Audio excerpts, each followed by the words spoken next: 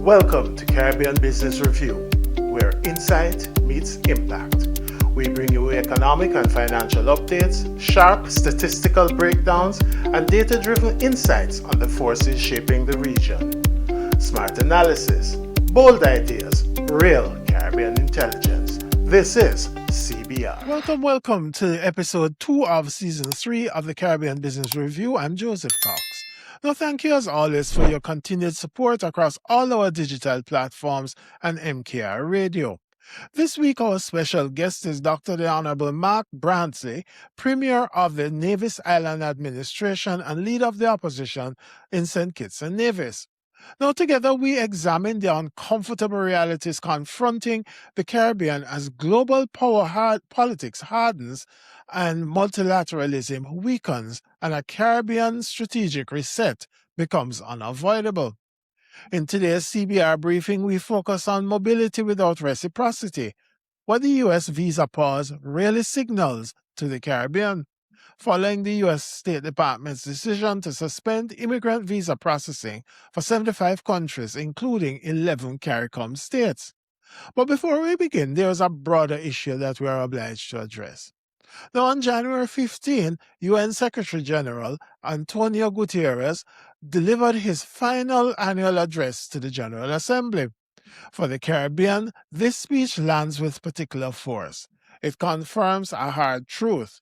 Small, open, rule-dependent economies can no longer rely on predictable multilateral insulation from geopolitical shocks, fiscal stress, or climate risk. The address acknowledges a hardening global order marked by selective adherence to international law, shrinking development finance, and rising unilateralism.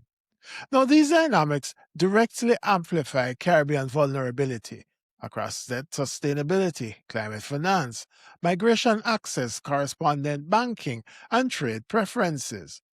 As major powers increasingly pursue transactional, domestically anchored strategies, the Caribbean's policy space is narrowing. Climate finance becomes harder to secure just as adaptation costs rise. Development aid becomes more conditional amid donor country fiscal retrenchment. Global governance forums risk losing enforcement power precisely when small states depend on rules-based systems for protections. Now, while Guterres' emphasis on reforming international financial institutions, addressing debt distress, regulating AI, and recentering the UN Charter signals opportunity, it also signals urgency. Without coordinated Caribbean diplomacy and strategic regional positioning, these reforms may move too slowly or bypass the region altogether. The message is therefore clear. Multilateralism is no longer a passive shield for the Caribbean. It's in an arena that must be actively defended, shaped, and leveraged. In a world drifting towards power-based outcomes, rule-dependent regions face higher systemic risk, not lower. With that clarity in hand, now let's turn to the stories we are tracking this hour in our Market Watch and Global Pulse segments. Coming up in the Market Watch, Jamaica's unemployment rate falls to 3.3%. Trinidad targets $1 billion in international bond issue, and U.S. freezes immigrant visa processing for 11 Caribbean states. Then in Global Pulse, Germany insolvencies hit a 20-year high, UK GDP rebounds in November, and UK weekly jobless claims unexpectedly fall. All that and more this hour on Market Watch and Global Pulse. Coming up next is the CBR Briefing.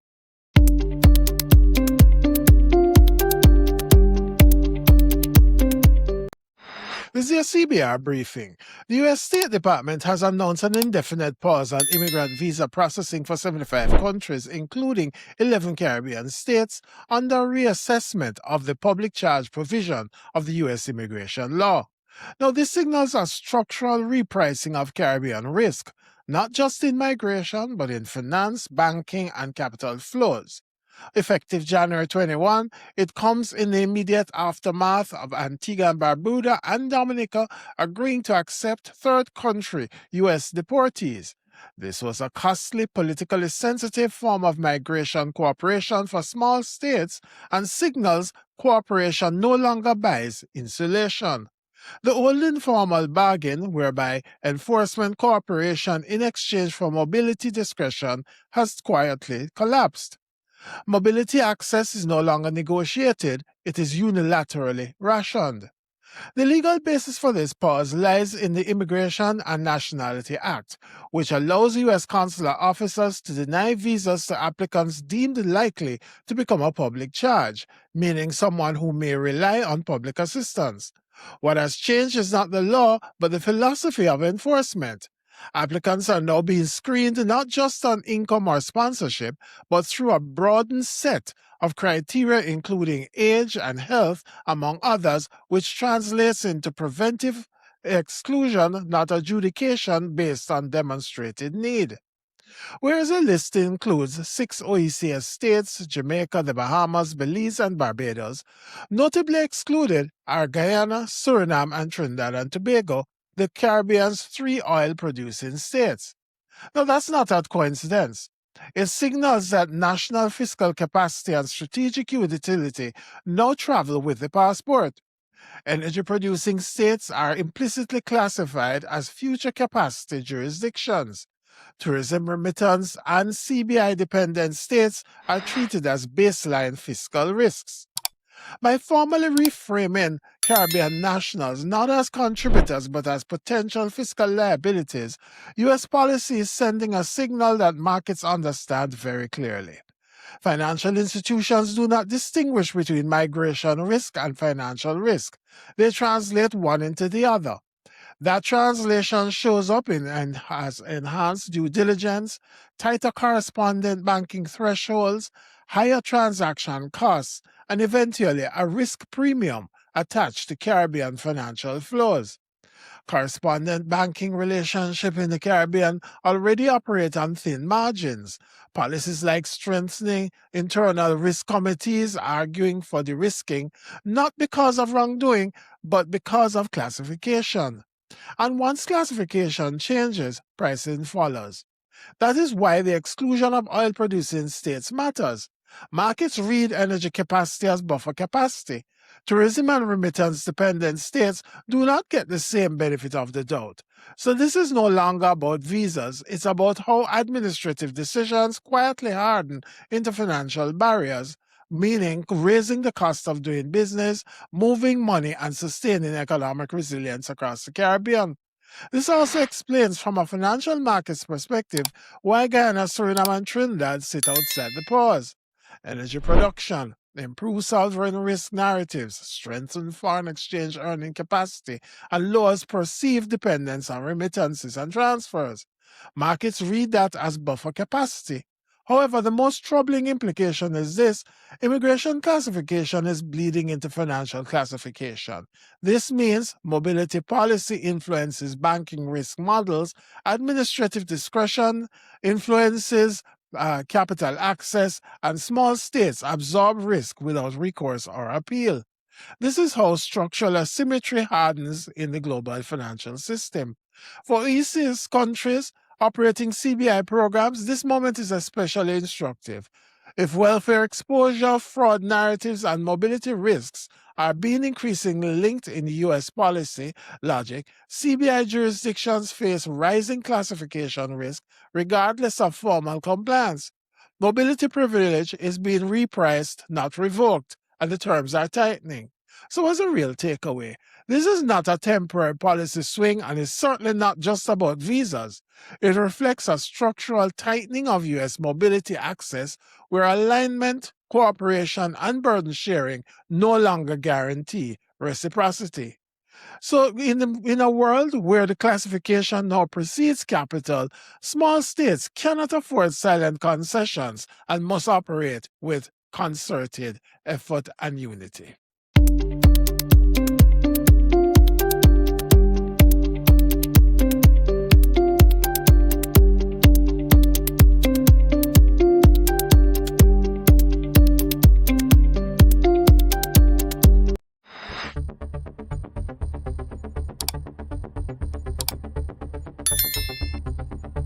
This is your market brief. We begin in Jamaica, where unemployment eased to 3.3% in October, signaling labor market tightness. But hurricanes Beryl and Melissa disrupted tourism momentum, knocking Jamaica off its 2025 555 targets, with airport traffic posting its steepest fall since COVID.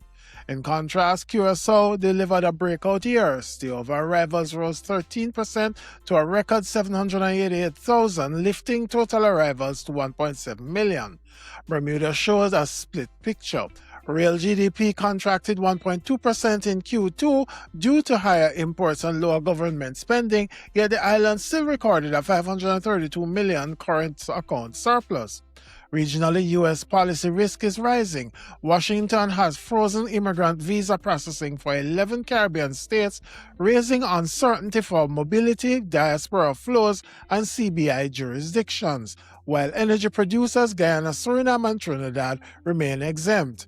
In Guyana, tourism airlift surged with passenger volumes up 450% over 5 years. St. Lucia's growth is projected at 1.7% in 2025, while Grenada's remittance inflows continue to ease. On policy, the Bahamas removed VAT on food, and Trinidad and Tobago targets a $1 billion bond. Now that's your market brief on Caribbean Business Review. For more, look for us on YouTube and Spotify. In a world of constant change, insight is your greatest asset. At Joseph Cox & Associates, we empower innovation across the Caribbean. Whatever your challenge, we can help. We're proudly customer-centric, offering bespoke solutions tailored to every partner. From innovation and digital transformation to leadership and policy, our services are designed to deliver lasting impact. We partner with leaders across sectors, from finance and government to energy, tech, and infrastructure, helping them navigate complexity with confidence. Our work is grounded in collaboration. We connect regional leaders through powerful networks, driving change through joint research.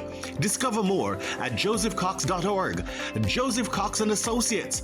Insight, experience, impact. Still ahead on Caribbean Business Review, our conversation with Dr. the Honorable Mark Brantley, Premier of the Nevis Island Administration and Leader of the Opposition in St. Kitts and Nevis, where we discuss the need for a Caribbean strategic reset. The United States is clearly, in my view, moving away from multilateralism. The foreign policy approach now is for want of better language, one I would call transactional, where it's based on what can you do for me, and then we determine what I can do for you.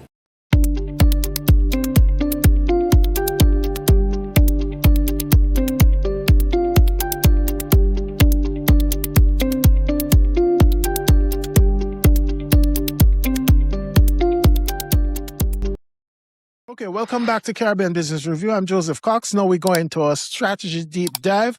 And today our very special guest is the Premier of Nevis Island Administration. He's also leader of the opposition for St. Kitts and Nevis, and he's none other than Dr. the Honorable Mark Brantley. Premier, welcome to the program. Thank you. Thank you for having me, my friend. It's good to see you. Indeed, same here. Yes. You know, one of the things I recognize that you have been, you have always been a prolific writer, but I'm noticing that what you've basically been laying out in your recent writings is almost like a blueprint for transformation of our region in terms of what policy and thought. And therefore, I'd like to start there with you because from your perspective, I'm curious, what do you see as the most consequential shift in terms of the global order as it would impact on Caribbean leaders?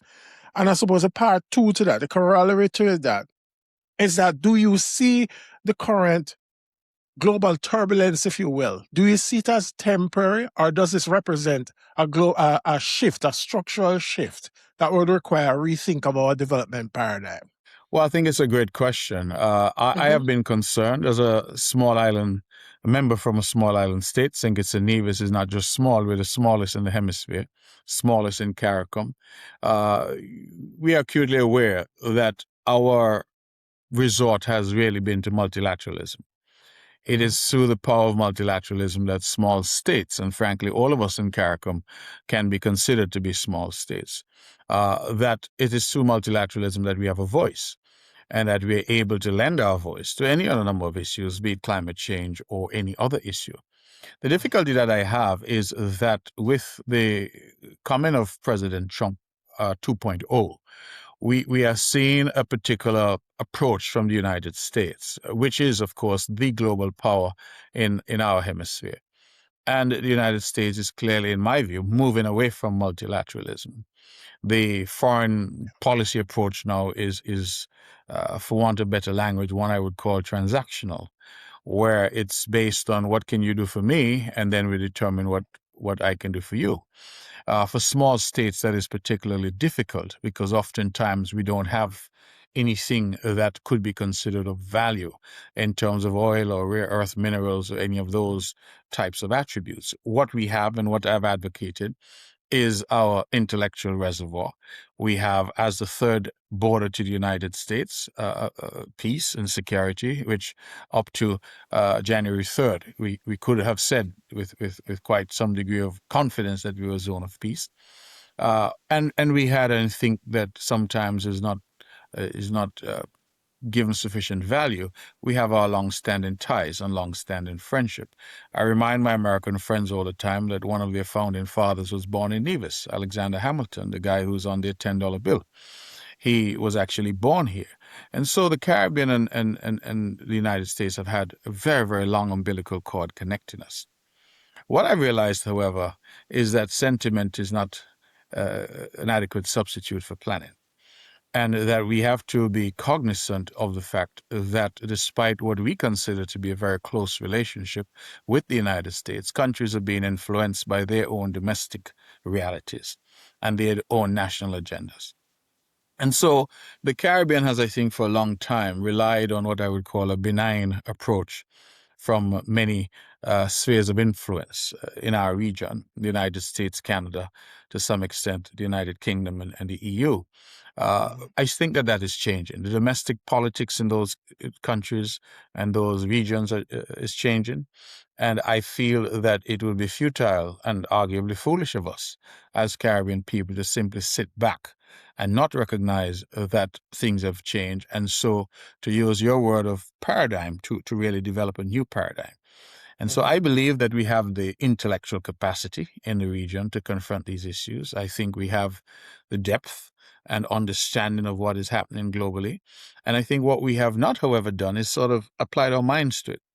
When we look at what has been happening in the Caribbean, what I refer to as a shouting across the Caribbean Sea by some of our leaders, I think it's particularly unfortunate because you and I both know that there are mechanisms within CARICOM for leaders to shout at each other in private. There are mechanisms for them to resolve these issues.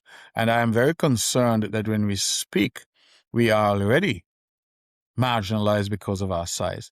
That when we speak, we ought at every turn to try to have a collective voice on issues. And what we are seeing instead is a sort of bilateral approach by many superpowers in relation to these small countries.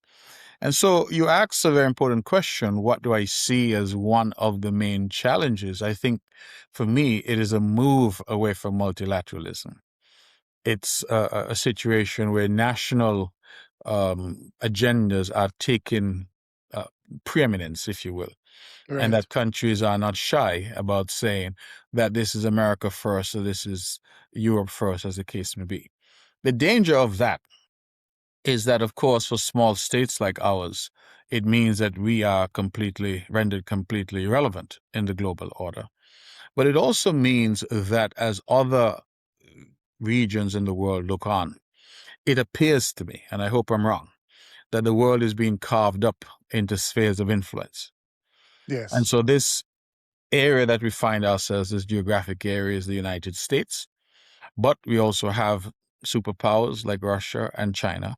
And the question would be whether or not they too will say, the great United States has assumed this particular posture, so we can do the same in our sphere of influence.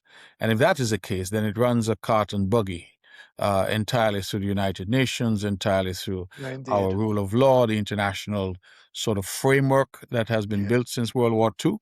And I'm very concerned about that. And I fear that the Caribbean appears to be sitting back. Now, I say this as somebody on the outside looking in. but based on the statements that I've seen, they're all quite sanitized and quite bland. And I'm not seeing those statements being influenced, if you will, by what I know to be the talent that exists in our region and the ability and capacity to confront some of these issues. Yeah. You asked me separately if I think that this is a passing thing or if I think it's structural. I really do think it's structural. I do think that we are going down a path here which is going to define relations between nations for the foreseeable future. And when we look, we see countries maybe not as forthright or as direct as the Americans, but still projecting that whole notion of national priorities first. Yeah. And I No, I think that, get you. Mhm. I get you on that, Premier. But the question for me, I suppose, a follow up to that would be, in this new paradigm, as we want to call it now, does the Caribbean retain any strategic agency? Does it? I mean, where do we fall in all of this? So I think we do. I think we do because of our geographic location as a third border to the United States. I think sometimes that is ignored. You know, in Nevis we have a saying, they say the squeaky wheel gets the grease. Greece, And a quite lot so. and a lot of times, because we have been a zone of peace, we have been an area that is quiet, that has not posed any difficulties. The other areas of the world that have posed the difficulties get the attention, they get the funding, they get all that they need. Having said that, however, our geographic reality is not going to change. And I believe it is of value to the United States to know that they have friends on this flank. So for me, I think we need to leverage that. I also feel that whilst we try to strengthen relations with existing partners like the United States, like Canada, like the EU, it is long past due that we also look for new partners globally. We have traditionally put our eggs into this sort of Western basket. I heard one person refer to it as our gaze has steadfastly been to the north. And it is, I think, high time that we animate our South-South engagements as a region. Engagement with Africa, engagement with the Middle East, engagement with Asia. I think it's very important that we do that as, if you will, a countervailing force, perhaps, or alternatively, just a realization that we need more friends and we ought to cultivate as many friends as possible. We have seen some nations, and I use one because it springs to mind, Saudi Arabia. Saudi Arabia has stepped up in the region. Saudi Arabia is funding a geothermal effort here in St. Kitts and Nevis. It's not a country that you traditionally hear the Caribbean having relations with. And my question is, why not? So I feel that there are some opportunities there for us to enlarge our diplomatic footprint globally. I also feel that we have something that we have not yet quite understood how we can leverage it, and that is our diaspora. The Caribbean has a significant diaspora within the United States. People of influence, people of wealth, people who have done incredibly well, people who are scattered across every facet of American life. Not only in the United States, we can equally boast the same in Canada and the United Kingdom and elsewhere. Yeah, sure. But we have not been able so far to develop a strategy which brings our diaspora into that sense of what the Caribbean is and what it is the Caribbean has to offer. And we need to develop those strategies. I'm not saying that I have the answers, nor can I give you the answers here today. I just feel that there are others out there, perhaps far better equipped than I am, who could lend their expertise to these types of efforts. And through those efforts, I feel, we can make ourselves more viable as a region. Now, I have said that I am not as concerned. I think a lot of us sometimes we respond to things emotionally. I'm not one who's going to engage in the woe is me and the wringing of hands. We are dealing with some new realities. And I think the best way for us as Caribbean people, as Caribbean leadership, to look at these new realities is to accept them for what they are, to see what they portend for us as a region, and then to pivot. one of the benefits of size and being small, even in the context of nature, is agility. And we have to be able to pivot. We have to be able to respond to situations in an agile way. I wrote a piece some time ago, and I said, if from this 4-year engagement, what I call Trump 2.0, the Caribbean can come out with a tie, with a draw, I think that will be a good result. Yeah, but you say, Premier, here is a challenge. That works to the extent that you believe that the Trump presidency is basically an aberration. But what history has taught us is that when you have that sort of strongman leadership, their successors become imitations, basically. The immediate successor becomes an imitation. Yeah. Or on the converse, even if there is a change in administration, what you're looking at is a dynamic whereby the persons dependent on how much or how baked in, as it were, the policies that they have pursued has been baked into the political lexicon, if you will. There is not that much alteration in terms of distancing and in terms of policy outlay. So that's why I would push back a little bit against that notion. So, no, I get that. I think, however, that unlike other, I don't like the language, but I'll adopt it, strong men that we've seen around the world, the difference here is that unless, of course, complete anarchy develops, which I don't think it will happen, there are some constitutional constraints that apply. So we know, for example, that this presidency is time-bound. We know that any presidency in the United States is going to be time-bound. And so the question, I think, would be whether or not your notion that these things can be somehow baked in, whether or not 4 years is sufficient for that to happen. Because it would really mean that there's an entire paradigm shift in the United States from where they've been. And we've had, of course, expansionist policies in America before. The Monroe Doctrine is older than I am. So the reality is that we've had this approach before. But democracies in America is a great democracy. They adjust. They sometimes recalibrate. Sometimes they overcompensate. So I am adopting an approach of wait and see, but at the same time, I think that the Caribbean needs to get its house in order. It needs to start to think about, what if Mr. Cox is right and this is now the new normal? What if Mark Brantley is right and perhaps there could be a recalibration later on? Either scenario, we have to be prepared. You know, every year we have the hurricane season that we prepare for.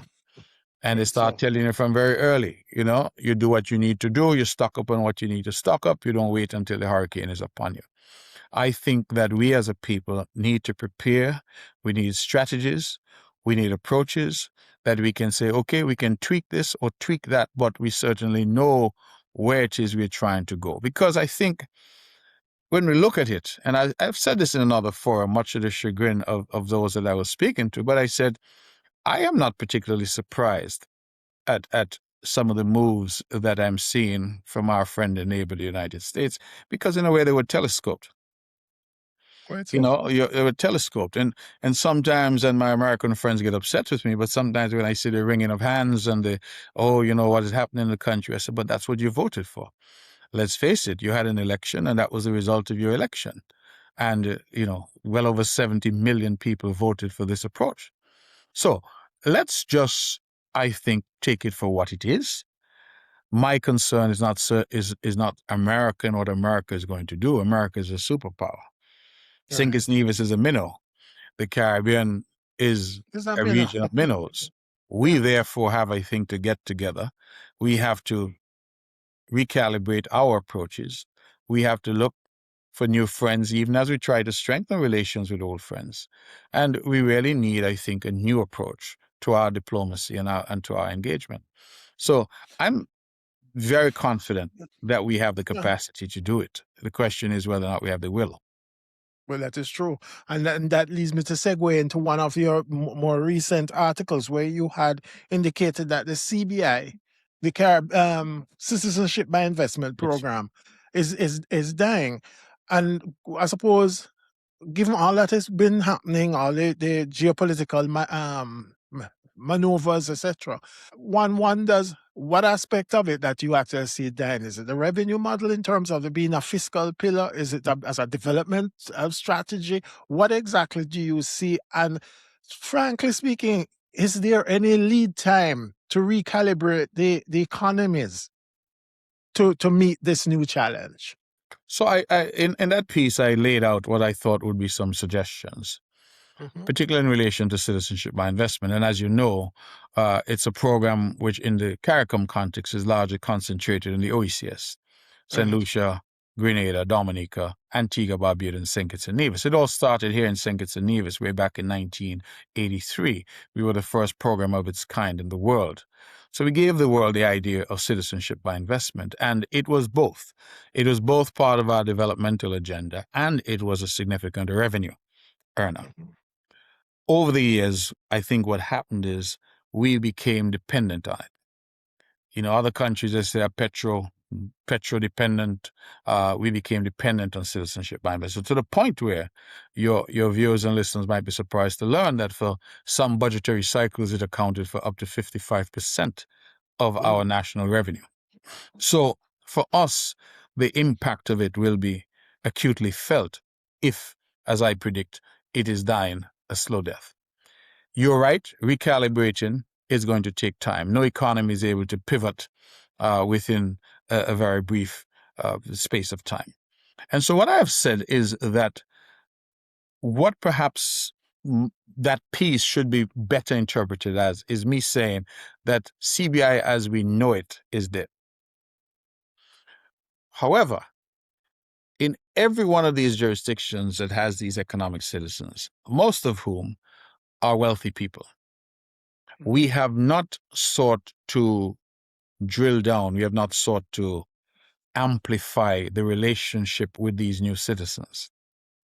We have given them a passport once they've passed the due diligence and invested whatever the minimum requirement is, and they've gone their way. And I feel that there is room now for us to delve into our existing citizenry, wherever that citizenry happens to be, and to say to them, hey, 5 years ago, 10 years ago, 20 years ago, you obtained citizenship of St. Kitts and Nevis. We have done our research and we realize that your company, your business, you have expertise in healthcare. You have expertise in hospitality. You have expertise in agriculture. Can you come now and help us develop? So that we move the model of CBI away from chasing new citizens to a model where we are dealing with our existing citizenry and asking of them to engage with their countries. And I will tell you that some of them are simply waiting to be asked. In my engagement with some of them, they are like, well, nobody's ever reached out. And so we view this as just if you will, a transaction. Right. When in reality, I think that there are people out there with tremendous wealth, tremendous expertise that can come in and that can contribute in a significant way. I give you an example. The other day, I am, sleep and I don't tend to be very good friends. So I'm up as I tend to be. It's 4 o'clock in the morning and I'm thinking about healthcare in Little Nevis. And I don't know what happened. Maybe it's the Holy Spirit put it on my heart. I said, let me pick up the phone and call this particular economic citizen whom I know to be a billionaire if Forbes is right. And so I pick up the phone and I call him. He answered the phone immediately. How are you, my friend? I said, I'm fine. He was in a different time zone. He says, what can I do to help? I said, listen, I want you to do something for Nevis. He says, what? I said, I want you to donate a CT scan machine. Okay. He says, how much is it? I said, 1.3 million. He says, done. Oh. Now, having people with the capacity to donate $1.3 million to a piece of equipment that you need. Right. The question is, would we have got that CT scan if somebody didn't pick up the phone and make that call? And so I'm using that, of course, anecdotally, simply to say that if we in the Eastern Caribbean in particular can get even 5% of these individuals to engage, it would, in terms of long-term development strategy, be far better than the current approach where we're out there, selling or engaging with people and saying, well, how many more of these citizens we can get. So I see citizenship in its current form as having a very limited shelf life. I, however, feel that our existing citizens can provide significant assistance in terms of investment and in terms of moving the development of the region forward. So I think I wanted to clarify that is the way that I see that moving forward. Separately to that, I think we need to diversify. I set out, whether it's renewable energy, whether it's agriculture, we need to do a lot more than we are currently doing. But in the Eastern Caribbean, because of our heavy dependence on CBI, I think the need is more acute and more immediate. But one of the things that we're seeing, because, and I'm going to link this for you now, because we're seeing a situation whereby, for example, in recent days, the United States has come out with this new thing about suspending the processing of immigrant visas for, frankly speaking, most of the Caribbean, and claiming that, there's a heavy dependency on the state for state welfare benefits. And I mean, truthfully, there is some truth to that. As for on average, we're looking at over 30% for each of the Caribbean islands that have been named. So that goes without saying. But what to me it really portends is that we have now applied a particular fiscal risk, if you will, to the whole process of mobility, right? So which again starts to show a shift in terms of the approach. And therefore, as you seek to diversify, as you seek to recalibrate, and I take your point well, trust me, but as you seek to recalibrate, one of the things that strikes me is, one, do these countries, because those risks that you hear me reference, those risks are going to, at some stage or the other, going to be priced into activity. That's for us, whether it's through even greater scrutiny for correspondent banking, even monetary, even interest risk, etc., etc. I'm wondering how do you perceive that chain of events then, as we seek to really recalibrate, counterbalanced by the fact that at least even for some who are current citizens of, say, St. Kitts and Nevis or in one of the countries, they will be looking for these tax incentives, what we economists like to call tax expenditures, which the country, as this stage, can ill afford. How do you dance between the raindrops with that sort of scenario? It's difficult. It's incredibly difficult. It's a new world, and it's unfolding sort of almost at the speed of light. It is incredibly difficult. I said to someone recently that you wake up every day and there's a new breaking news. A lot of these new policies are catching us flat-footed because, again, going back, I had some years in diplomacy, and going back then, you had a sort of signal. Countries will signal that they're considering this change or that, and then there would be a period of dialogue and engagement long before you had any announcement.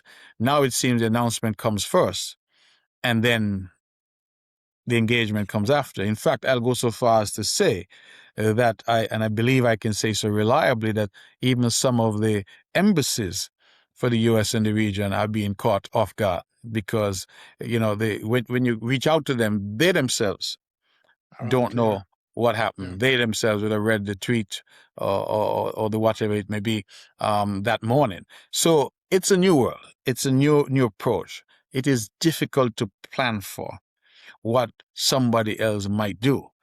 I think what I would suggest is that what's important is for us, again, I go back to what I said earlier, as a region, to plan for what we are trying to do.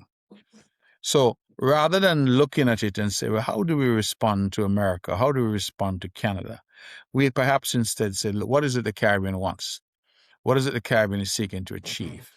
How can the Caribbean leverage its diaspora? How can the Caribbean leverage what I consider to be a tremendous reservoir of intellect and goodwill, and to make better friends in the world, but also to make new friends in the world. How can we do that? I am not necessarily saying that I have the answer to that, but I think that's the way we need to start to think, because currently the thinking seems to be largely reactionary. America does this, and we say, well, what can we do? So and nations are taking it on a bilateral basis. So it's Goliath negotiating with David, except that this David doesn't even have a slingshot. So we're engaging in a way that I think doesn't augur well for our region. We need, I think, to pull back, allow CARICOM to be the focal point of our engagement. As you know, under the CARICOM treaty arrangements, we have a duty to coordinate our foreign policy. So there's a framework where Jamaica can say, yeah, listen, we understand this is what you want, but let us see what our region is saying, because the region has a particular approach on this. That has not really happened. Or if it has happened, what we've done is whenever a carrot is dangled or a stick, we have responded bilaterally, which is really, as I said, a David Goliath story. So you've asked a very difficult question. It may well be beyond my capacity to respond to that, except to say that we need all hands on deck in our region, and we need Jamaica as a leader in the region to lead. We also need all the other nations that are there to lead. We need the other nations that are there to lead, and we need to engage with each other, and we need to come up, I think, with a regional approach to these issues. No, I hear you on that. That is my best answer to that. Yeah, no, man, I appreciate the perspective. One of the things that strikes me is that coming out of this whole argument about the zone of peace, which truthfully one of the main members of CARICOM has basically laid, that's no longer on the table. I'm wondering, from your perspective, has this functional cooperation that CARICOM has for so long relied upon, have we lost the respect of the wider global community because of the obvious fragmentation that has occurred? Listen, husband and wife have confusion sometimes. I love that. Families have confusion all the time. I don't see this as meaning any long-term difficulties. I see sometimes that personalities get into these positions, and the power of their personality can be one for good or one for less desirable outcomes. I think that's what we're dealing with now in the region. Regional leadership, I feel, just needs to back away from the confrontation that we're seeing, and really for us to remember those on whose shoulders we stand, those who put this region together, the architects, if you will, of the Caribbean civilization, to look to these individuals and to say, listen, I am pretty sure that they didn't always agree. I'm fairly certain that in the closed rooms they would have had strong words for each other. But it is all coming down to approach. And I feel that we ought not to lose this, which in my opinion has been the best example of Caribbean efforts at regionalization, which is CARICOM. We are not to lose it simply because we have one or two nations that are saying whether they don't want to be a part of it or they now have found better friends elsewhere. We ought to look at this as you and I would look at an errant child and say, listen, what do we do? Do we cast out that errant child, or do we work with that errant child? I'm always reminded, because they say nothing is new under the sun, and so I'm always reminded of the biblical account of the prodigal son. And when the prodigal son came home, the father killed the fatted calf and had a celebration, because this was the one that was lost and was now found. And so for me, it's really about us as a region understanding that there's always the ebb and flow of relations and relationships, and we are not to despair over this. What we need is cooler heads in the region to engage and to say, listen, can we tone down some of this rhetoric? Because the fundamentals are strong. Trade, for example. The fundamentals are there. The mechanisms are there. The University of the West Indies, the Caribbean Court of Justice. There are aspects to this experiment in regionalism which have worked and can continue to work. Do we need improvement? Yes, we do. But I am reluctant to think that all the hard work and this architecture could be simply torpedoed by errant statements from leaders who arguably in the next decade will not be in leadership positions. Quite so. No, but then we have to concede though that over the years, and one hopes that there'll be a change, but there has been somewhat of reluctance to kind of have this pool sovereignty approach. And one wonders in the changing world in which we're operating, whether or not that can be sustained, frankly speaking, that we have any option but to go the pool sovereignty approach. I don't think we do. I think we're minnows swimming in a global ocean of sharks, and we have to pool our resources. We have to pool our approaches. We constantly are being bombarded, and as I said, if we are picked off bilaterally, then we will have really no chance whatsoever. So our rescue, if you will, our protection is multilateralism and working together as CARICOM, small nations having a strong voice. And for those out there who like to pretend that as a region we have not had impact, I would only point the world to climate change and how we, in large measure, were responsible for putting climate change on the global agenda. I would point the world to what is now being referred to as a multidimensional vulnerability index. For many years, our countries were assessed on the sterile notion of GDP per capita. It was the Caribbean that put this on the agenda and that stuck to the point now where IMF and others are saying, yes, this is a better approach. So I will not say that what we have in terms of this construct is perfect. What I will say is that it is a construct that can work if all of us were to commit ourselves to it and to commit ourselves to what I've often referred to as this regional experiment in integration. So for me, it can be done. For me, I'll go further and say we have no choice but to have it done. Because if we don't pool that sovereignty, to borrow your phraseology, I'm not so sure that the fig leaf that we currently enjoy as sovereignty means very much. And so I do believe that we must get together. Right. So, but as we prepare to leave this conversation, Premier, the last question really would be for you as a leader now, in your own capacity as a leader. Is what would you say because you're quite right. The number of persons who are on the stage now will not be in another 10 years. But what would be the kind of guidance? What is the strategic mindset that one should look for or try to engender for the new generation of leaders that will emerge in this region? What is it? I think we have to. I think we have to be honest about where we stand as a region. We have to be honest about where we stand as individual nations within this region. We have to try to desist from this notion that Jamaica is big and great and Trinidad is big and great, because in a global context, all of us are minnows. Exactly. And so if we have that realistic conversation with our people, I think our people understand the realities. If you were to say in Kingston, listen, there is a need for Kingston and Port of Spain to cooperate. There's a need for Kingston and Port of Spain and Bastia to cooperate, because together our voice sends a far more important message. And I will use this, since you're in Jamaica. There were many who were touting the closeness of Jamaica and the United States.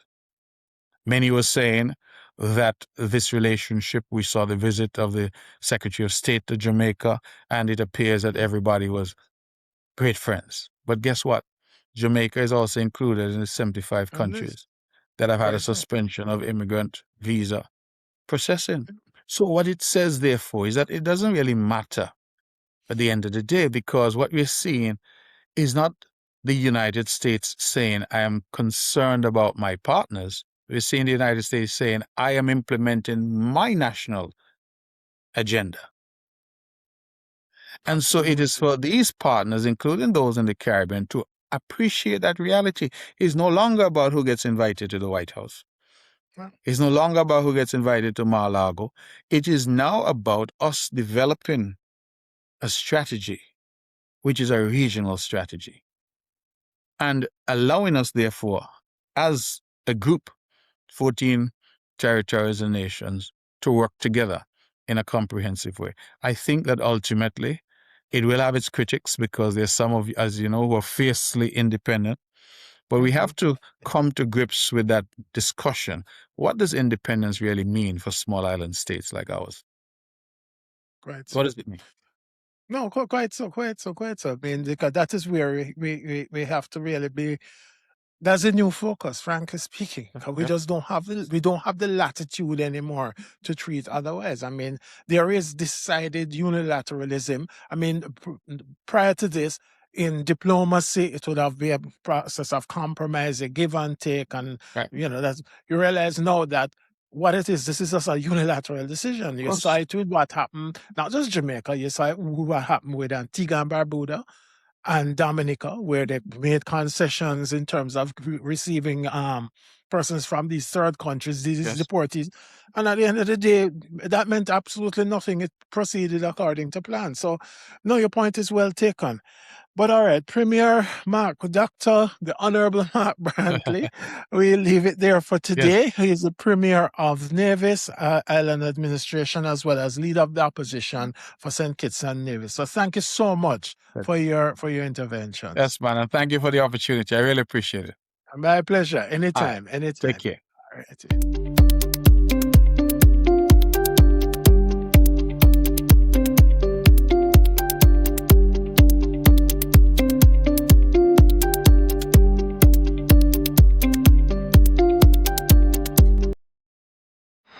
Welcome to Market Watch. I'm Joseph Cox. We begin in the Bahamas, where VAT has been eliminated on all food sold in food stores from April 1, moving from last year's 5% cut to a full exemption.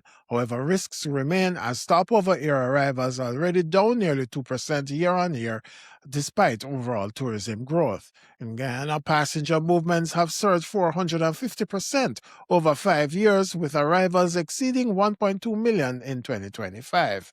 In Trinidad and Tobago, transparency data shows the sector generated $17.3 billion in foreign exchange between 2011 and 2024, even as fuel subsidies reached $22.3 billion TT dollars and oil levy revenues fell sharply. In Jamaica, past due loans have jumped over 50% month-on-month in October, though system-wide stability remains intact. Unemployment edged down to 3.3%, while tourism missed its 2025 targets after storm-related disruptions cut arrivals by more than 500,000 over 2 years. Elsewhere, Curacao recorded a tourism high with 788,000 stopover visitors in 2025. Bermuda posted a $532 million current account surplus despite GDP contraction. St. Vincent and the Grenadines is deploying Taiwan-backed farm-to-market tech to combat predial larceny.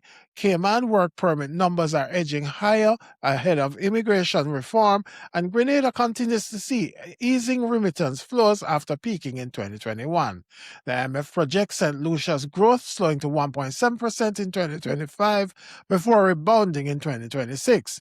Regionally, the U.S. will pause immigrant visa processing from January 21 for 11 Caribbean states, citing enforcement of public charge rules. 40.3% of CARICOM immigrant households receive U.S. public assistance. The move raises uncertainty for mobility, diaspora flows, tourism-linked travel, and CBI jurisdictions, while notably excluding Guyana, Suriname, and Trinidad and Tobago. Now, before we wrap, here's a quick look at regional currencies and market performance. CARICOM exchange rates remain broadly stable, with the Bahamas, Barbados, and Belize maintaining their long-standing pegs, while Jamaica trades at 158.31 to the US dollar, Trinidad at 6.78, Suriname at 38.47, and Guyana at 2.18. Haiti's gourd traded at 131.55. On the equities side, Caribbean markets were mixed. The JSE index slipped 0.8 to 329,631 points, and Trinidad's all TNT index increased by 0.23%. BISX and BSE increased by 0.23 and 0.47% respectively, while the Caribbean Exchange Index declined by 0.22%. Top performers included Guardian Media up 9.7% and Unilever up 9.2%. Biggest declines came from West Indies Petroleum and Salada Foods, down 19.3 and 8.6% respectively. Now that's it for your Market Watch. I'm Joseph Cox. Global Pulse is up next. This is CBR.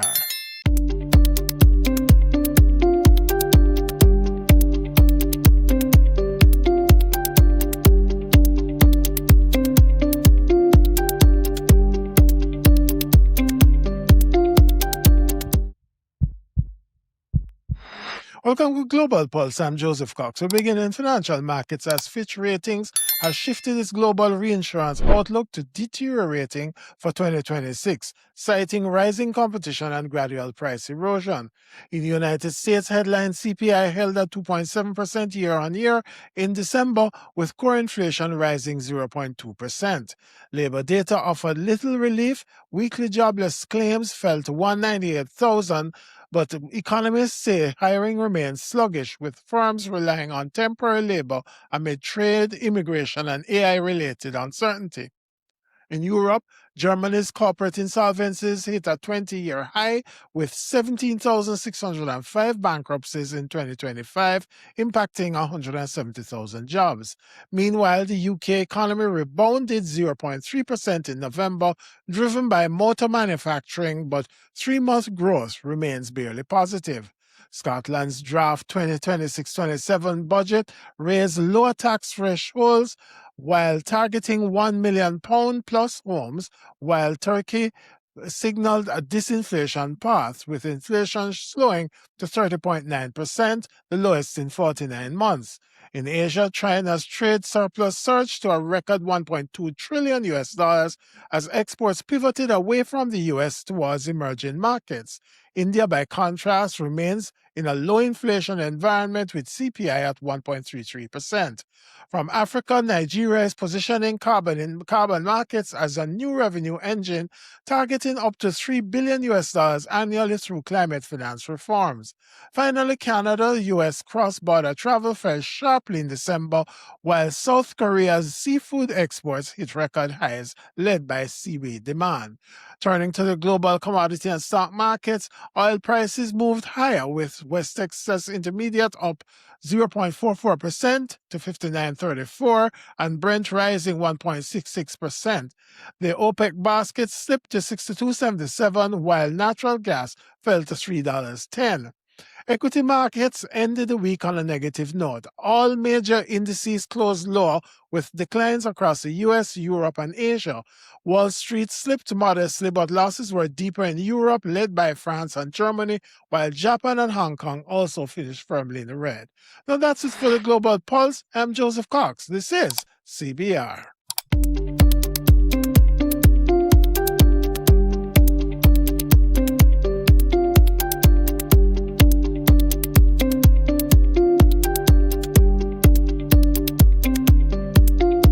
Well, that's a wrap on episode 2, season 3 of the Caribbean Business Review. Now, thank you so much to our loyal audience across MKR Radio and all digital platforms for your continued support. As always, we live by our mantra that knowledge is strength, but information is power. Our special thanks to Dr. the Honorable Mark Brantley, Premier of Nevis Island Administration and Leader of the Opposition in St. Kitts and Nevis, who guided us through the hard realities shaping a necessary Caribbean strategic reset as global power politics harden, multilateralism retreats, and transactional diplomacy becomes the dominant currency of international relations. Strategic takeaways from the discussion: 1. Power is asymmetrical. Strategy must be collective, meaning in a global system increasingly driven by great power interests, small Caribbean states retain relevance only by pooling sovereignty, coordinating diplomacy, and acting as a unified strategic bloc rather than fragmented minnows. 2. Influence requires leverage, not sentiment.